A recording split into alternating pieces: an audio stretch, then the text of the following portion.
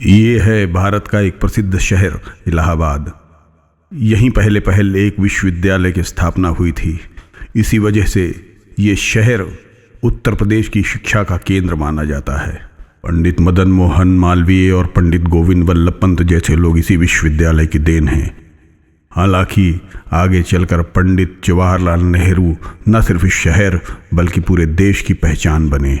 आज जबकि आप ये वीडियो देख रहे हैं तो ये शहर सारे विश्व में प्रयागराज के नाम से प्रख्यात है। जब एक विहंगम दृष्टि हम डालते हैं आज़ाद भारत में सन 1954 से लेकर अभी मौजूदा सन 2025 तक के कुंभ की यात्रा पर, तो बहुत सारे ऐसे पहलू हमारे सामने आते हैं जो हमें ये सोचने पे विवश कर देते हैं कि क्या है ये कुंभ, क्या है इसकी संस्कृति, क्या है इसकी पहचान और क्या है राष्ट्र की धरोहर। नतीजे में ये पाते हैं कि पहले भी सादगी थी, आज भी उन्नति है। पहले भी समर्पण था, आज भी त्याग है। सन 1954 में जहां कुंभ के सारे काम हाथों से और छोटे छोटे औजारों की मदद से किए जाते थे, अब 2025 में वही काम आधुनिक मशीनों से सरंजाम दिए जाते हैं।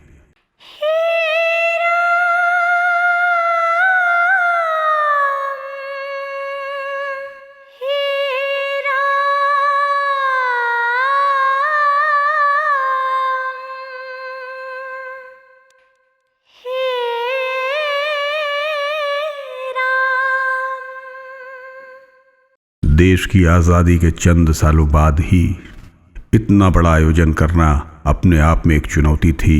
तो आज 2025 में जबकि सारा विश्व भारत की तरफ टकटकी लगाकर देख रहा है, तो अपनी साख को बचाकर रखना भी एक बहुत बड़ी चुनौती है। पौराणिक मान्यताओं के हिसाब से जब सागर मंथन के बाद अमृत कलश प्रकट हुआ तो देवताओं और दानवों के बीच वितरण के लिए श्री विष्णु ने मोहिनी का रूप धारण कर लिया था। इसी भागम भाग और इसी छीना झपटी में चंद बूंदें छलक कर हमारी धरती पर आ गईं और वो बूंदें उज्जैन, नासिक, हरिद्वार और प्रयागराज में गिरी, जिनके उपलक्ष्य में इन स्थानों पे कुंभ मनाया जाता है ना ये अद्भुत कहानी।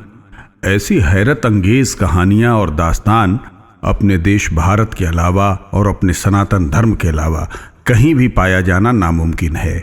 दरअसल गंगा और जमुना ये सिर्फ दो नदियां ही नहीं, दो संस्कृतियां हैं, दो विचारधाराएं हैं, दो संस्कार हैं और सरस्वती इन दोनों के नीचे रहती हैं। यानी कि स्वर्ग से उतरने वाली गंगा, ज़मीन से पैदा होने वाली जमुना और अदृश्य पाताल से आने वाली सरस्वती का ऐसा संगम अनोखा ही नहीं, बहुत ही मुश्किल है। सरस्वती ज्ञान का प्रतीक हैं और किसी भी संस्कृति के पीछे अगर सरस्वती का वास हो तो कहना ही क्या। दरअसल पूरी सृष्टि में प्रयागराज ही एकमात्र वो स्थान है जहां स्वर्ग, धरती और पाताल का मिलन होता है। यही कुंभ है, यही महाकुंभ है, यही त्रिवेणी है, यही पुण्य है, यही संस्कार हैं, यही संस्कृति है। दरअसल जब आप देखेंगे तो पाएंगे कि ये सिर्फ नदियों का या संस्कृतियों का एक मिलाप ही नहीं है, बल्कि ये संगम है अलग अलग वर्ग के, अलग अलग तरह के लोगों का, गरीबों का, अमीरों का, साधुओं का, सन्यासियों का, नागाओं का, यानी कि भारत के सभी प्रमुख साधुओं के अखाड़ों का। दरअसल ये सिर्फ आज़ाद भारत की दास्तान नहीं है। कुंभ मौजूदा भारत में भी हो रहा, इसके पहले के बरतानिया हुकूमत में भी ये आयोजन होते रहे और उसके पहले सल्तनत मुगलिया में भी ये इंतज़ाम हुए हैं। दरअसल वो पुरानी हुकूमतें, वो पुरानी सरकारें न रहीं, वो ज़माना बीत गया, वो दौर बीत गया।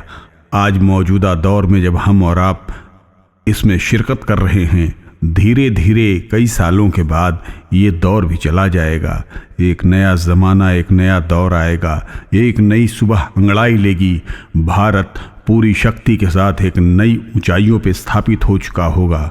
यकीन मानिए, दौर कोई भी रहे, हुकूमत कोई भी रहे, सरकार कोई भी रहे, कुंभ का ये आयोजन साल दर साल, सदी दर सदी, कुंभ दर कुंभ और वक्त के साथ कदम मिलाकर हर समय हर वक्त आने वाली पीढ़ियों के साथ इसी प्रकार से और बढ़िया तरीके से होता रहेगा।